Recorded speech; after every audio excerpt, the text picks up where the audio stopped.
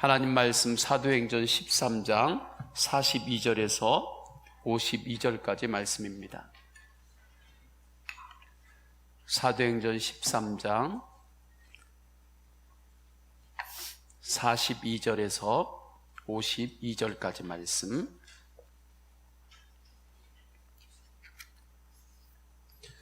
교독하겠습니다. 그들이 나갈새 사람들이 청하되 다음 안식일에도 이 말씀을 하라 하더라.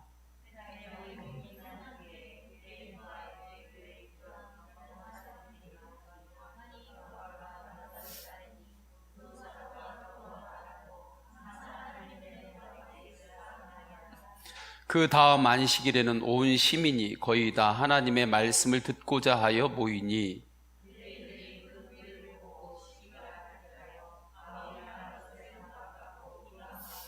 바울과 바나바가 담대히 말하여 이르되 하나님의 말씀을 마땅히 먼저 너희에게 전할 것이로되 너희가 그것을 버리고 영생을 얻기에 합당하지 않은 자로 자처하기로 우리가 이방인에게로 향하노라.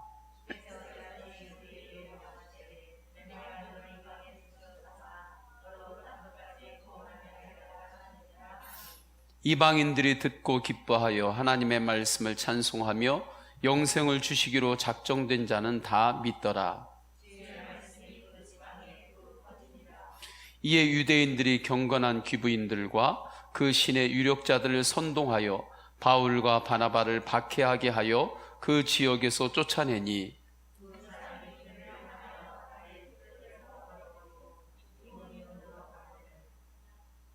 우리 다 함께요. 제자들은 기쁨과 성령이 충만하니라. 아멘. 할렐루야. 사도 바울과 바나바가 안디옥 교회에 파송을 받았습니다. 안디옥 교회는 선교를 위해서 기도했습니다. 선교하는 교회였습니다.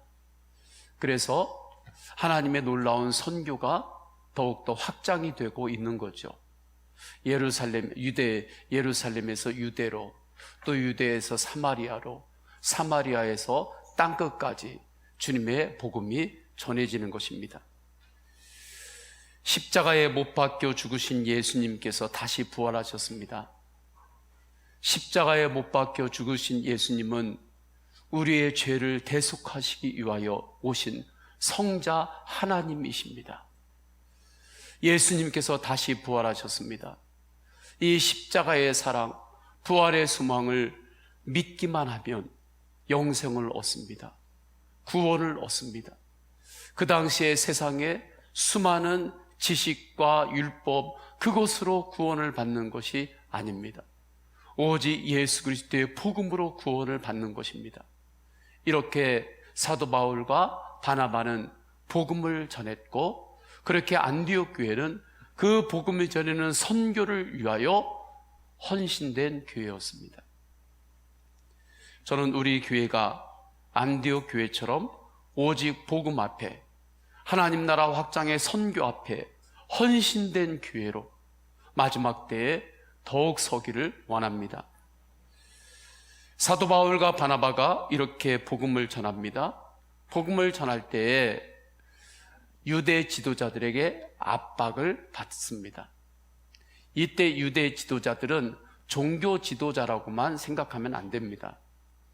이때 유대 지도자는 모든 정치, 사회, 경제, 그들의 그 공동체, 그 사회의 모든 영역에서 힘을 가지고 있었던 사람들이었습니다. 하나님의 지혜는 그들에게 없었고, 그 시대 그 사회가 가지고 있는 정치, 경제, 문화, 모든 힘은 그들에게 있었던 것입니다. 이 유대 지도자들이 사도 바울과 바나바가 전하는 복음, 영생의 눈이 열리지 않았습니다. 그래서 사도 바울과 바나바의 복음을 박해하는 거예요. 압박하는 것입니다. 요즘 코로나 바이러스로 인한 어려움이 우리 모든 인류에게 있습니다. 또 자연재해가 요즘 곳곳에서 일어나고 있습니다. 항상 얼음으로 뒤덮여 있는 극에 있는 나라들이 온도가 러시아도 굉장히 높이 올라갔습니다. 곳곳에서 그러한 자연재해들이 일어나고 있어요. 이러한 것들을 우리가 실제로 겪으면서 반드시 깨달아야 하는 것이 있는 거죠. 그 지혜가 있어야 하는 거죠. 그것은 이 세상의 주인은 인간이 아니라는 것입니다. 이것을 주님은 우리에게 깨달으라고 하는 거죠. 깨달으라고 하나님께서 여름을 주시는 것, 그렇게 1대1로 그걸 끼워 맞출 수는 없겠습니다. 그러나 우리가 하나님 앞에서 이러한 어려움들을 겪으면서 반드시 배워야 되는 지혜가 있는 거죠. 아, 세상의 주인은 인간이 아니구나. 이것을 깨달아야 하는 거예요. 그런데 이것을 인정하고 싶지가 않은 것입니다. 하나님이 세상의 주인 되심을 인정하고 싶지 않아요. 끝까지 인간이 주인 되고 싶은 것입니다. 끝까지 이 세상은 인간이 기준이 되어서 이 세상을 디자인하고 만들어내고 하나님 없이도 그렇게 행복한 세상을 만들 수 있다라고 생각하고 그 생각으로부터 벗어나고 싶지 않은 거예요. 이렇게 하나님 없는, 하나님을 인정하지 않고 인간이 주인 되고 싶은 이 생각이 확장될 때에 어디까지 확장이 되는가? 하나님을 경외하지 않게 되는 것입니다. 하나님을 경외하지 않아요. 하나님을 경외하지 않는 생각이 더 확장이 될 때 복음을 공격합니다. 이 당시에 유대 지도자들이 그랬던 거죠. 그래서 사도 바울과 바나바가 복음을 전할 때 45절에 보게 되면 이렇게 말씀합니다. 유대인들이 그 무리를 보고 시기가 가득하여 바울이 말한 것을 반박하고 비방하거늘. 왜 그렇습니까? 유대 지도자들은 자신들이 계속해서 세상의 중심이고자 했던 거예요. 그것을 붙잡고 싶었던 거예요. 오직 예수 그리스도께서 이 땅의 주인이시고 이 땅의 모든 영혼들을 구원하여 오신 성자 예수님입니다. 하나님이십니다. 예수 그리스도의 십자가의 복음만 믿기만 하면 그 사람은 구원받습니다. 이 복음이 그들은 싫었던 거예요. 왜 그렇습니까? 자신들이 가지고 있는 율법의 조문들, 그 모든 것들로 백성들을 통제하고 그것을 통과해야만 구원을 받을 수 있는데, 예수 그리스도를 믿기만 하면 구원을 받을 수 있다고 하는 이 복음이 유대 지도자들에게는 인정할 수 없었던 것입니다. 그래서 그 복음으로 영생을 얻는 자들이 지금 일어나고 있거든요. 그 복음으로 구원받고 하나님 나라를 향한 믿음의 눈을 열고 있는 이들이 지금 이 본문 배경에서 일어나고 있을 때 그들은 시기가 일어났던 것입니다. 그래서 복음을 공격했던 거예요. 중세시대에 가톨릭 교회가 있습니다. 이때를 어둠의 세대라고도 역사가들이 표현을 해요. 암흑시대다, 그렇게 교회 역사 중에서 그렇게 그 단어를 사용하는 학자들도 있습니다. 이 당시에 교황과 가톨릭의 그 지도자들은 종교의 지도자 정도가 아니었습니다. 정치적인 지도자였고 모든 사회, 문화, 경제의 모든 힘을 장악하고 있었습니다. 그래서 실제로 교황이 황제를 임명을 했어요. 기름 부어주면서. 그러면 황제는 교황의 기름 부음을 받아서 황제가 되었습니다. 그래서 한 황제는 교황에게 눈밖에 났어요. 사소한 일로. 그때 길을 맨발로 와서 교황 앞에 엎드려서 몇 일간을 빌었다라고 하는 그러한 실제적인 역사의 기록이 있습니다. 그러할 정도로 교황과 가톨릭의 그 지도자들은 종교 지도자다, 이렇게 요즘 시각으로 보면 안 되고 정치 지도자, 모든 것에 힘을 가지고 있었던 때였던 것이죠.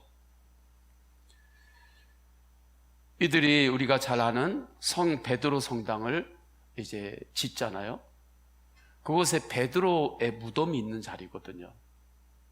베드로의 무덤이 있는 자리에 세워졌던 것이 이제 이교도들과 전쟁하고 이제 하다가 무너진 것을 이제 한 100년 정도에 되는 큰 건축 기간을 잡고 성 베드로 성당을 건축을 하는 거죠.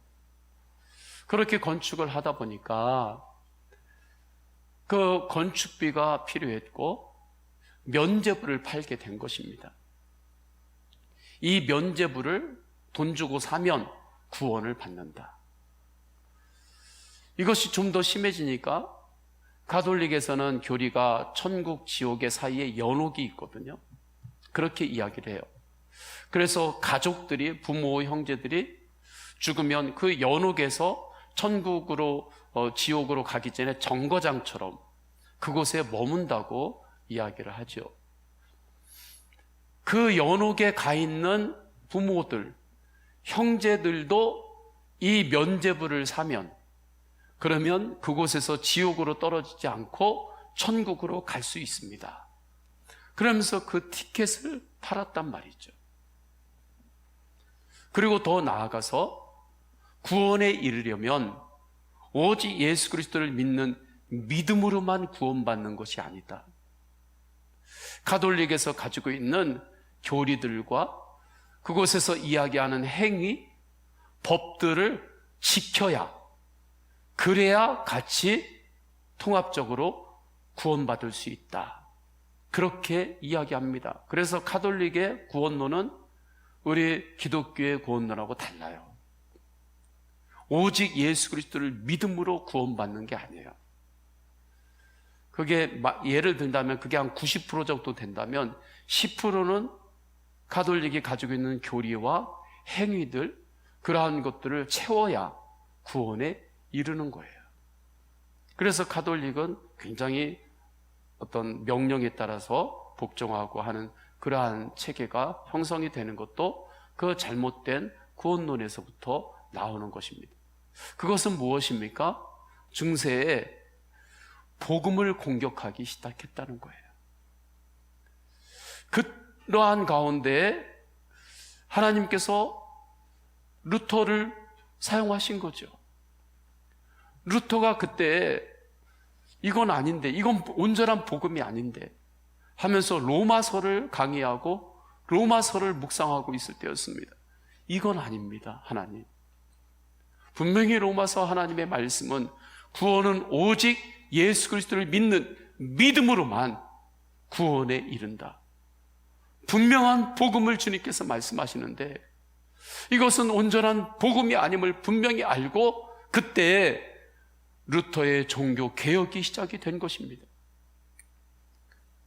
그 문 앞에다가 95개조의 반박문을 딱 붙이고 실제로 말씀으로 한번 이야기해보자, 복음으로 이야기해보자 했을 때 그 교황청이 그 당시에 가지고 있는 정치적인 힘과 그 모든 경제적인 힘이 이 복음으로 인하여 흔들릴 것 같았거든요. 오직 예수 그리스도만 믿는 믿음으로 구원받는다고 하는 이 복음이 온전히 전해지면 교황청이 가지고 있는 그 모든 세상적인 정치적인 힘과 권력과 그러한 것들을 유지시킬 수가 없었던 거예요. 그래서 루터를 이제 감옥에 가두기도 하고 공격합니다. 그러나 이 복음의 운동, 하나님 말씀의 운동은 불같이 번져나가기 시작한 거예요. 그리스도인들이, 복음의 사람들이 일어나기 시작한 거예요.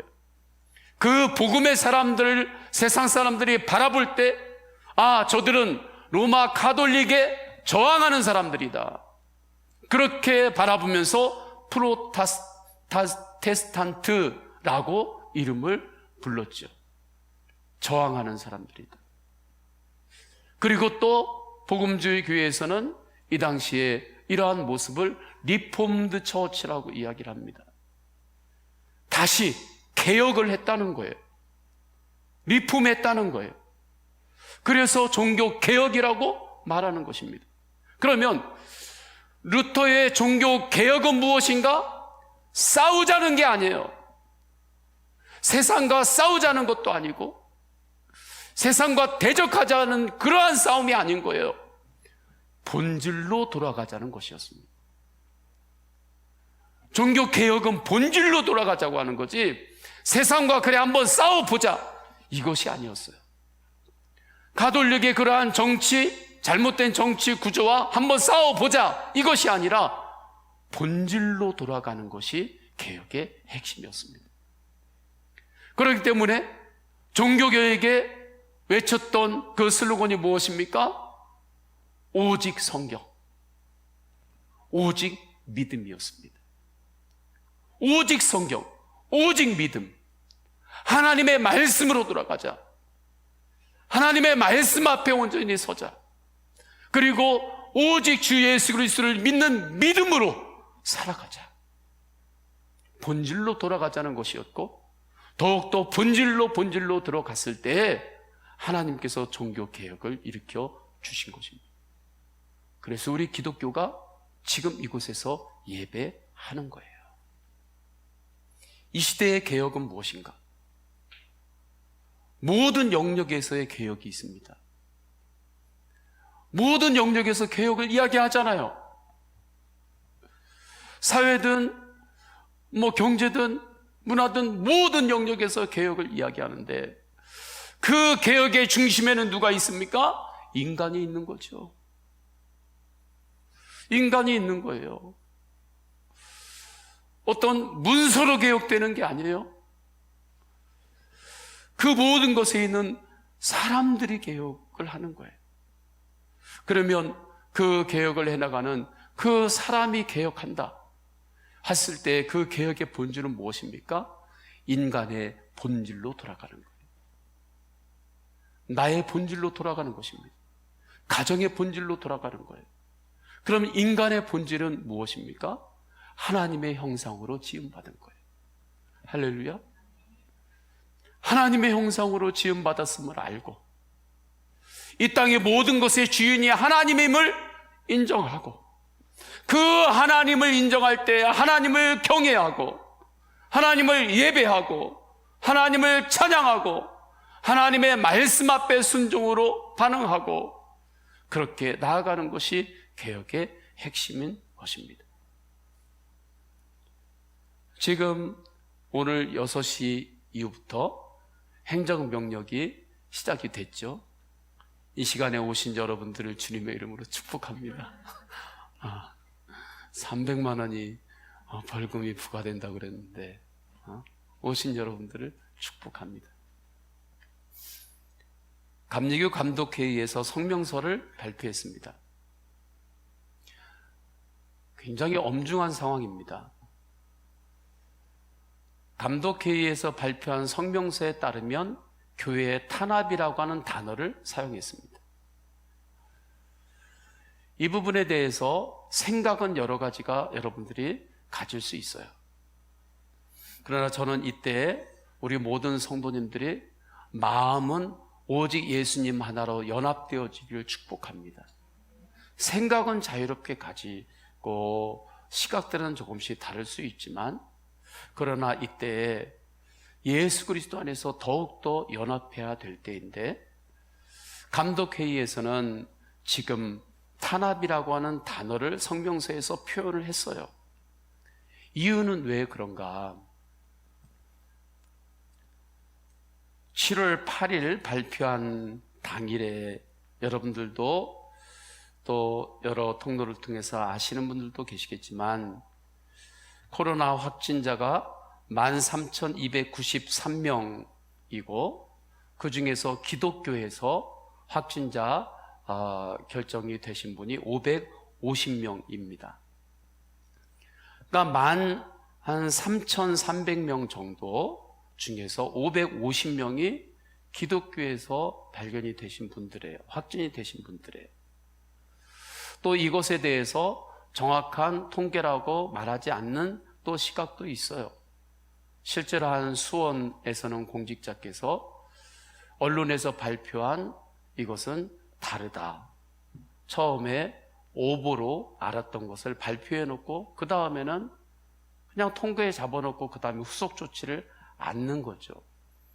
그런 것으로 보면 퍼센테이지는 더 작을 수도 있다는 것입니다. 이러한 가운데에서 교회만을 향하여 모든 모임들을 정지를 했어요. 정규 예배 말고는 모임들을 갖지 말아라. 그 부분에 대해서 조금도 교회와 공청회를 한다든지 그러한 소통의 시간들은 없었습니다. 그래서 저는 오늘 시청에다가 제가 전화를 했어요. 왜냐하면 이 모든 소관을 또 지방자치단체장에게 부여한 그러한 문구가 있었기 때문에 그랬습니다. 전화를 제가 이렇게 했어요. 지금 원주에 확진자가 26명인가 됐을 거예요. 지금까지 26명이 나왔는데 원주 안에서 나온 확진자분들 중에 결과론적으로 이야기하면 교회에서 나온 확진자분은 한 분도 안 계시거든요. 춘천에서도 교회에서 나오신 확진자분들은 한 분도 안 계세요. 강릉도 마찬가지죠. 다른 지역들도 그렇습니다. 그런데 오히려 일반에서 모여지는 모든 것들은 오히려 더 권장을 하고 경제를 살리기 위해서 계속해서 움직여야 된다고 한쪽으로는 권장을 하는 면이 있죠. 왜냐하면 정부에서 식권의 쿠폰까지 발행을 하잖아요. 아니 그렇게 정확한 데이터가 그렇게 판명이 됐는데 어떻게 교회를 모이지 못하게 하고 일반은 그대로 둡니까? 시청에 제가 문의를 했어요. 이게 정말 공정성이 있는 것입니까? 이것이 정말 코로나 바이러스의 방역을 위한 최선의 길로 생각합니까? 우리가 함께 모여서 협력하고 가야 되는데 교회가 최선을 다해서 협력하고 있습니다.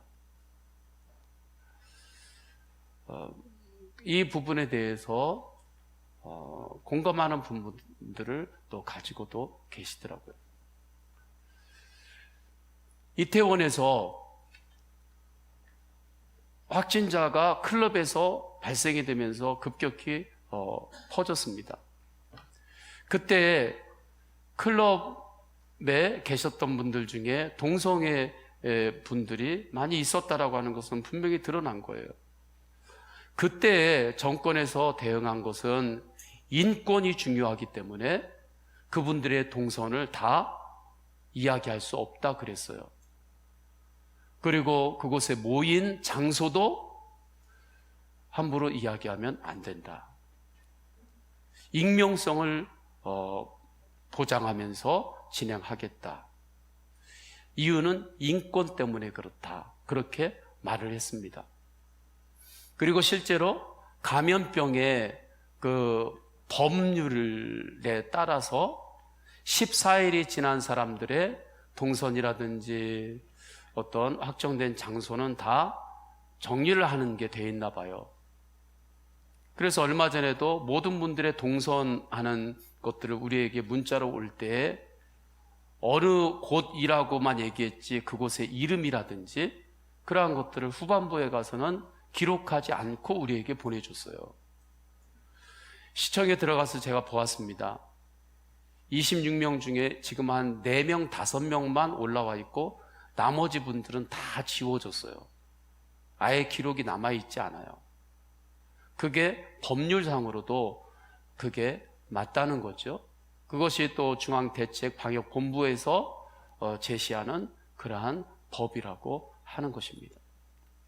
그런데 지금 교회는 그렇게 하지 않죠. 오히려 교회는 더욱더 전혀 다른 기준으로 접근하고 그렇게 드러내는 거예요.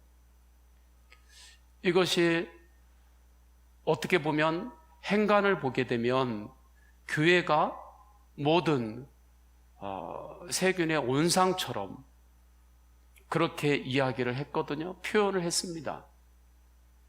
이 부분에 있어서 감독회의에서 결정은 내지 않았지만 이러한 문구도 있어요. 이것은 교회에 대한 명예를 훼손한 것이다.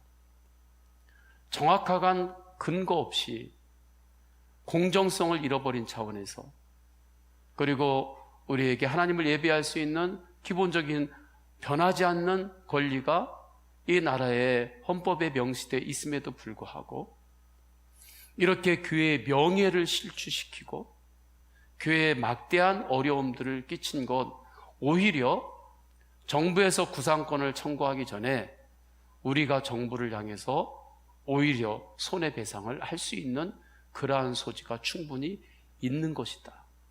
법적으로도 저는 일리가 있다고 생각합니다. 이러한 상황 가운데 있단 말이죠. 그렇기 때문에 탄압이라고 하는 단어도 사용했던 것 같습니다. 그러면 이러한 때에 우리는 어디로 더욱더 돌아가야 하는가? 본질로 돌아가는 거예요. 할렐루야. 이 상황에서 우리가 세상과 싸우겠다? 그것도 아닙니다. 정부와 싸우겠다? 그것도 아닙니다. 이때 본질로 돌아가는 것이 우리의 싸움이고, 그리고 본질로 돌아가는 것이 하나님 앞에서의 하나님의 놀라운 경륜 앞에 우리가 순종하는 것입니다. 제가 지금 여러 가지 이 과정들을 거치면서 하나님, 이때에 하나님께서 저에게 주신 이 시대의 사명은 무엇입니까? 제가 그렇게 기도하고 생각했어요. 그때 하나님께서 저에게 주시는 마음은 이렇습니다. 첫 번째는 하나님 나라 확장이다. 하나님 나라다. 좌르나 우르나 치우치지도 말고 흔들리지도 말아라. 첫째는 하나님 나라다. 두 번째는 서원교회 성도들이다. 서원교회 성도들, 하나님께서 저에게 목자로서 하나님께서 부르셨는데 하나님께서 맡겨주신 서원교회 양떼들의 믿음을 지키도록 하는 것, 어떠한 대가를 치르더라도, 정말 모든 걸 걸더라도 하나님께서 맡겨주신 양떼의 믿음을 이 영적 전쟁 가운데서 지키고, 기도의 불길이 각 성도들의 심령에 제단 안에서 꺼지지 않도록 하는 것이 나의 사명이다. 그리고 세 번째로 복음을 전하는 것이다. 오히려 더욱더 복음을 전하고 영생 복음을 전하는 사명이다. 이로 인하여 영적 전쟁을 하게 되는 것인데, 이 영적 전쟁을 할 때 하나님 말씀 안에서 이 모든 것들을 내 틈을 타고 들어오는 사탄의 실체를 말씀으로 계속해서 폭로시키는 거죠. 빛 가운데 계속해서 드러내는 거죠. 그래야 우리의 방향이 어느 곳으로 가야 될지 그 방향을 성도들이 잃어보지 않기 때문에 그렇습니다. 이 어려운 때에 성도들이 영적 방향을 잃어버리면 정말 큰일 나는 거거든요. 싸움이라고 하는 것이 무엇과 싸워야 되는지도 그것도 명확하게 모르고 그러면 큰일 나거든요. 이때 주님 말씀 앞에 서면 주님께서는 분명하게 우리에게 이야기하시는 거죠. 더욱더 본질로 돌아가는 것이다. 더욱더 예수님과 동행하고 더욱더 예수님을 바라보는 것이라고. 저는 요즘 성경을 읽는데 은혜가 얼마나 되는지 모릅니다. 할렐루야. 이 시대의 박해를 통과할 때 이 믿음의 사람들이 이때 어떤 마음으로 통과를 했을까? 이 가운데도 기쁨을 이야기하고 감사를 고백하잖아요.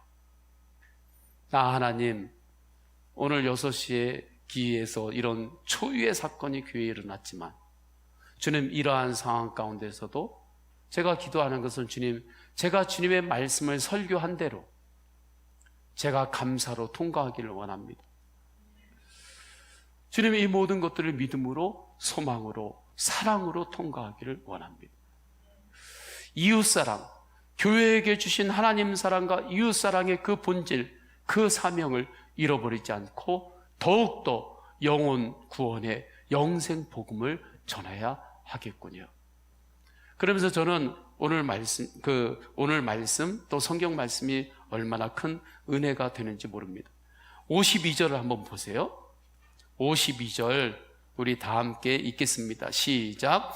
제자들은 기쁨과 성령이 충만하니라. 아멘. 놀랍죠?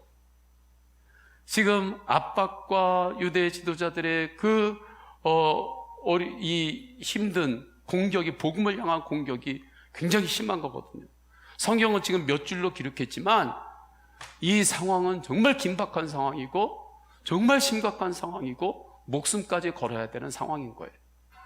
그런데 그 안에서 제자들은 오히려 기쁨과 성령이 충만했더라.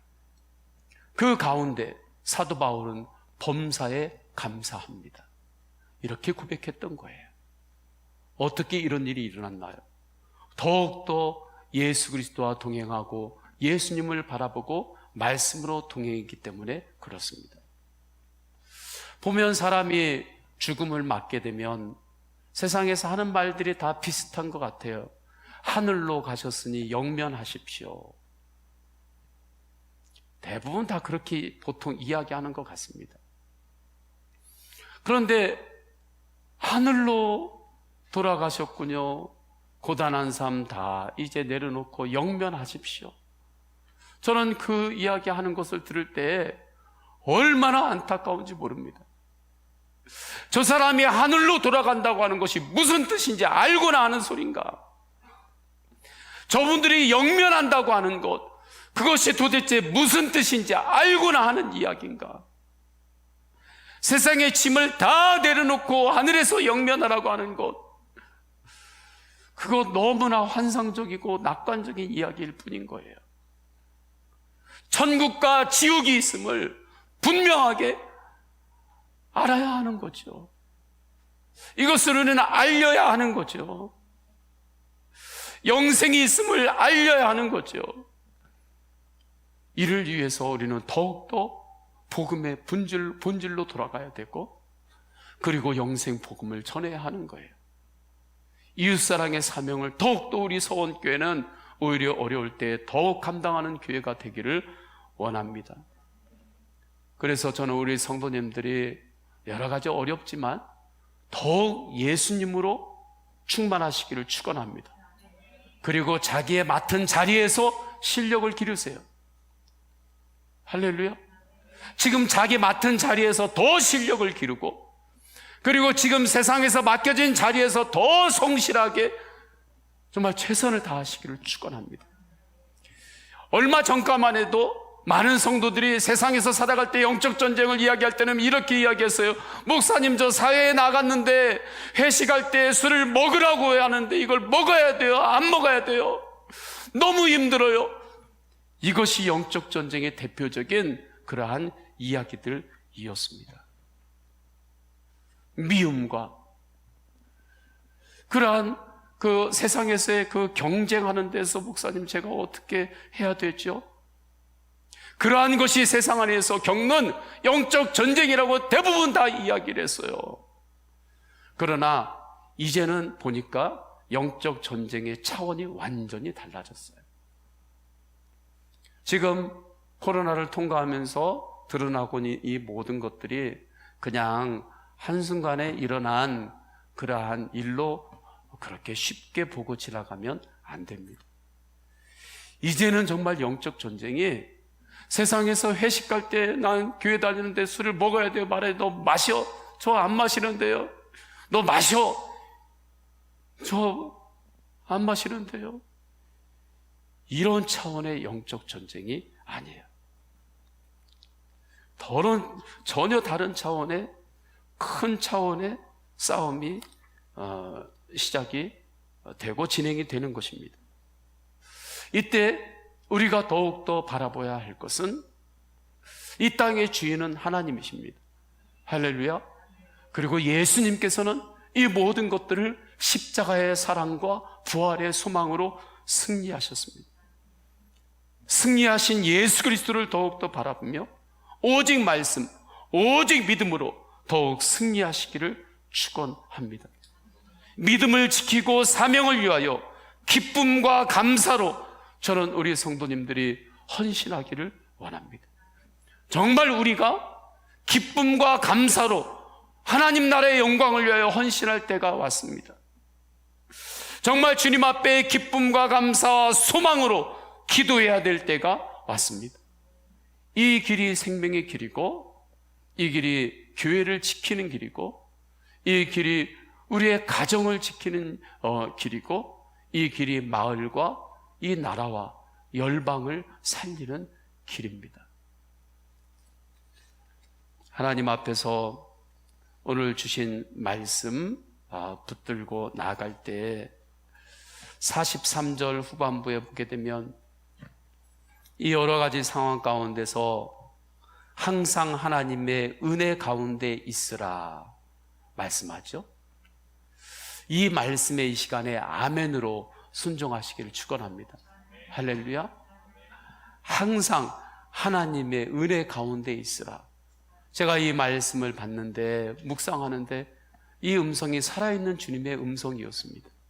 그래서 이 말씀을 성도님들에게 전하는 것입니다. 여러 가지 어려운 가운데 있지만 오히려 이때 우리의 감사는 이때 더욱더 예수 그리스도의 본질로 나아갈 수 있다는 것입니다.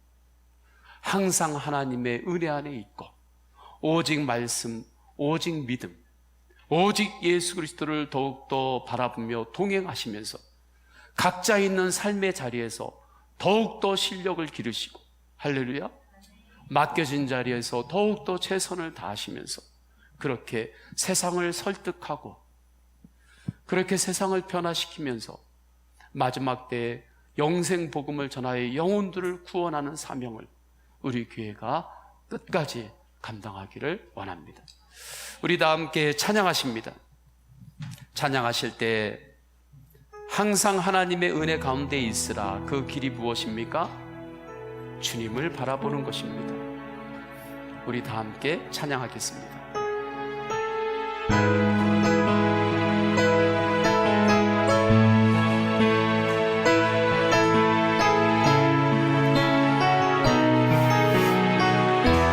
내게로부터 눈을 들어, 내게로부터 눈을 들어 주를 보기 시작할 때 주의 일을 보겠네.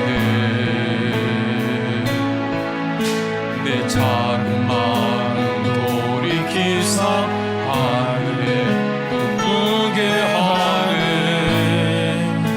주님을 볼 때 모든 시선을 주님께 드리고 살아계신 하나님을 느낄 때 내 삶은 주의 역사가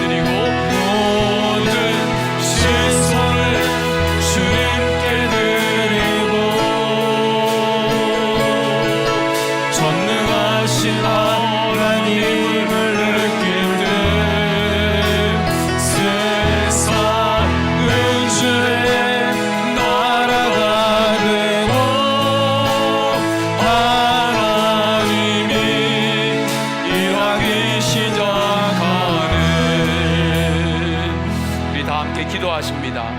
다 함께 기도할 때 오직 말씀, 오직 믿음으로 항상 하나님의 은혜 안에 거하게 하소서.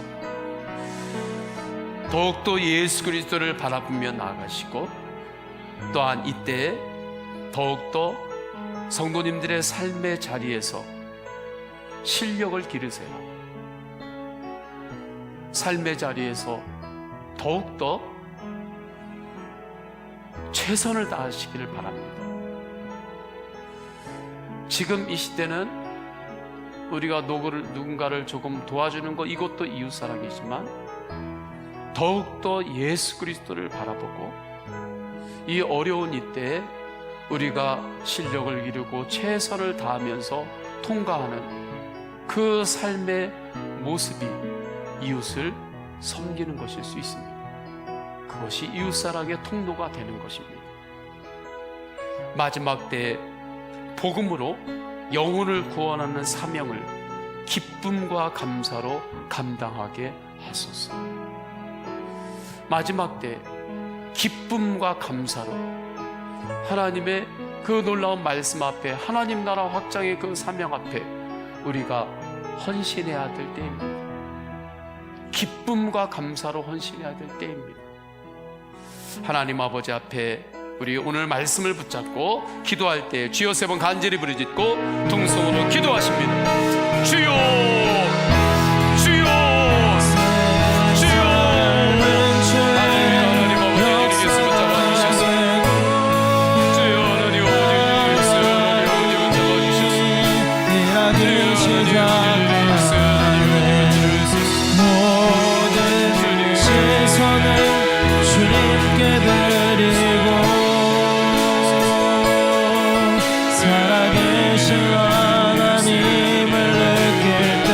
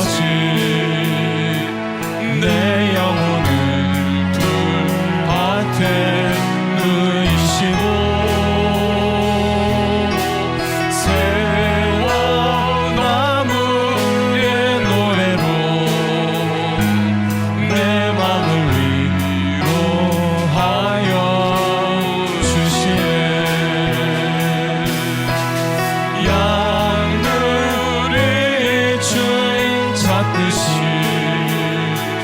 오직 한 목자인 내 주님을 내가 찾고 또 따르니 주 곁에 나를 메어 주소서. 주는 내 피난처 내 요새 되시니 내 피할 곳은 주뿐이네. 나 돌아갈래고 그냥 주의 집에서 내 주님 맞아 양들이 주인 찾듯이 양들이 주인 찾듯이 오직 한 목자인 내 주님을 내가 찾고 또 따르니 주 곁에 나를 메어 주소서. 주는 내 피난처 내 요새 되시니 내 피할 곳은 주뿐이네. 나 돌아갈래고 그냥 주의 집에서 내 주님 맞아 주시리. 이 시간에 다 함께 기도합니다. 기도할 때 하나님께서 지난주에 우리 교회에게 나라와 교회 회복을 위하여 그렇게 기도하라고 하셨던 것이 기도로 더 준비하라고 하셨던 것 같습니다. 이래서 하나님께서 지난주에 나라와 교회 회복을 위하여 그렇게 기도하라고 하셨구나, 그러한 생각을 하게 되었습니다. 하나님께서 우리에게 주신 비전이 있습니다. 예수 사람, 예수 가정, 예수 마을, 예수 한국, 예수 열방의 비전입니다. 하나님께서 이 비전을 왜 주셨는지 시간이 지날수록 더욱더 선명해집니다. 더욱더 분명해집니다. 이 비전을 위해서 기도했으면 좋겠습니다. 특별히 가정을 위해서 더 기도하십시오. 우리 성도님들이 살고 있는 가정의 그 공간, 장소를 위해서 기도하세요. 저도 하나님 앞에 회개했습니다. 저도 이전에 가졌던 생각 중에 하나가, 가정은 그냥 들어와서 쉼을 얻는 곳이라고만 생각했습니다. 재충전하고 다시 세상을 향하여 나아가는 곳. 나에게 주신 그 집, 공간, 몇 평이 되었든지 이 평수는 나의 공간이라고만 생각한 것입니다. 그런데 그렇지 않습니다. 하나님께서는 우리의 가정과 우리에게 주신 그 집의 그 평수 몇 평 되는 그 장소도 하나님의 영광을 위한 장소, 하나님의 영광을 위한 공동체를 주님께서 우리에게 주신 것입니다. 맡기신 것입니다.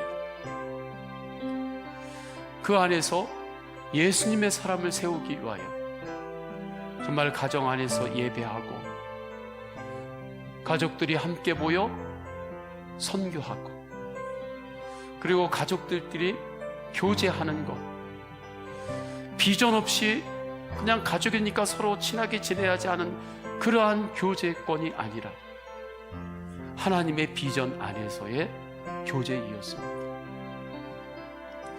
저는 앞으로 우리 교회가 나아가야 될 새로운 하나님께서 새롭게 열어주시는 길이 이 길이라고 저는 생각합니다. 그 마음을 주십니다. 그래서 이제 예수 가정을 위하여 나가는 그 새 길을 이전하고는 전혀 다른 차원으로 접근하고 도전할 것입니다. 더욱더 가정의 본질을 향하여 우리는 나아갈 것입니다. 예수 사람, 예수 가정, 예수 마을, 예수 한국, 예수 열방의 비전으로 선교하는 교회 되게 하소서. 다음 세대들이 예수님을 믿는 믿음을 갖게 하소서. 예수님을 믿는 믿음이 다음 세대들에게 전수가 되게 하여 주옵소서. 그리고 하나님의 말씀의 가치관으로, 하나님의 말씀의 세계관으로 우리 다음 세대들이 자라게 하소서. 이제 우리 다음 세대들이 정말 영적인 그 싸움은 정말 술을 한 잔 먹네 안 먹네 이 차원이 아니고, 이제는 말씀의 가치관, 세계관과 하나님이 없는 세계관, 하나님이 없는 가치관과의 그 큰 싸움 안에 우리의 다음 세대들이 자라는 것입니다. 우리가 그 핵심을 보았으니 기도도 분명해지는 것입니다. 하나님 말씀의 가치관으로, 세계관으로 우리 다음 세대들이 세워지고 자라게 하여 주옵소서. 우리 주님 앞에 주여 세 번 간절히 부르짖고 동성으로 기도하십니다. 주여, 주여, 주여. 할렐루야. 하나님 아버지께서 인도하소서.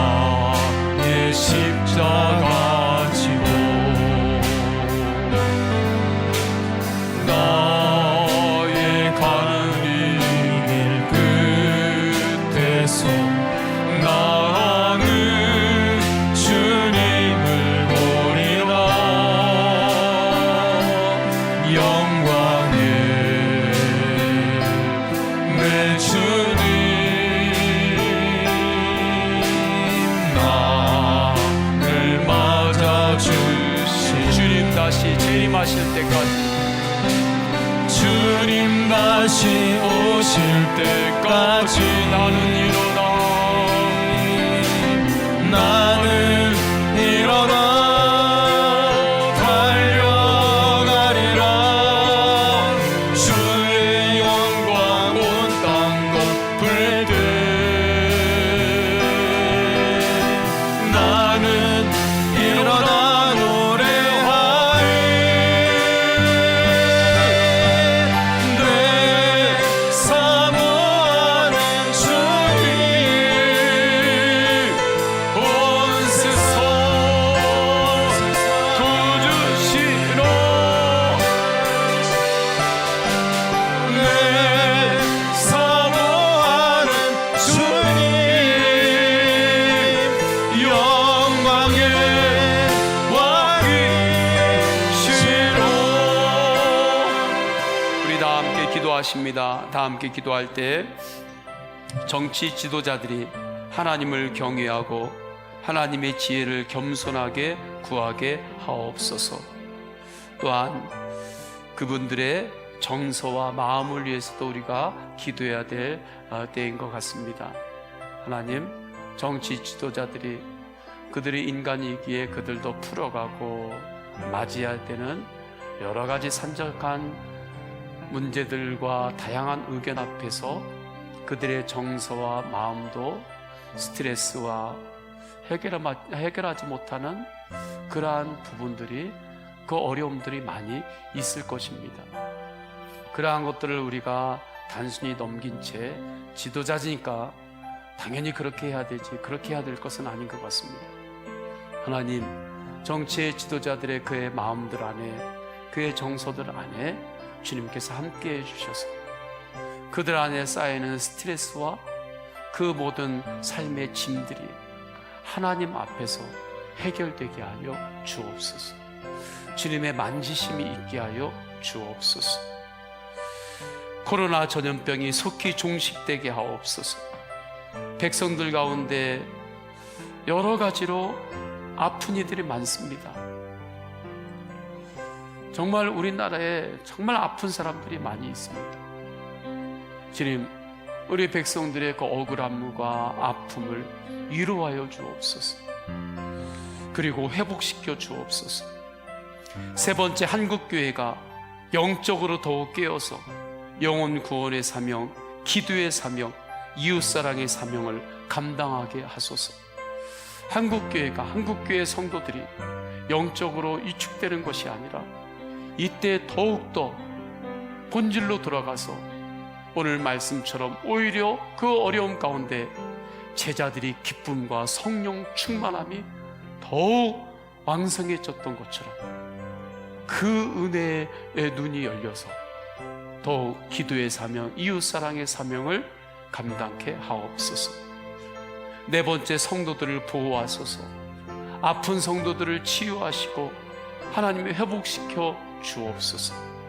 또한 성도님들의 개인의 기도 제목을 올려드리시고, 또한 우리 교회에서는 기획위원 모임이 어제 새벽 예배 끝나고도 긴급으로 모였고, 오늘 이 밤에도 이 기도가 시작이 되면 또 모여서 회의를 하려고 합니다.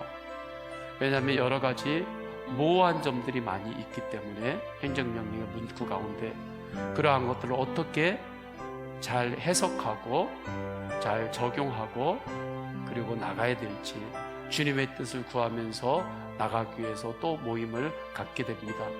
그 가운데도 하나님께서 함께 해주셔서 주님의 지혜로 인도하옵소서. 그렇게 중보하시고 성도님들의 개인의 기도 제목까지 주여 세 번 간절히 부르짖고 통성으로 기도하십니다. 주여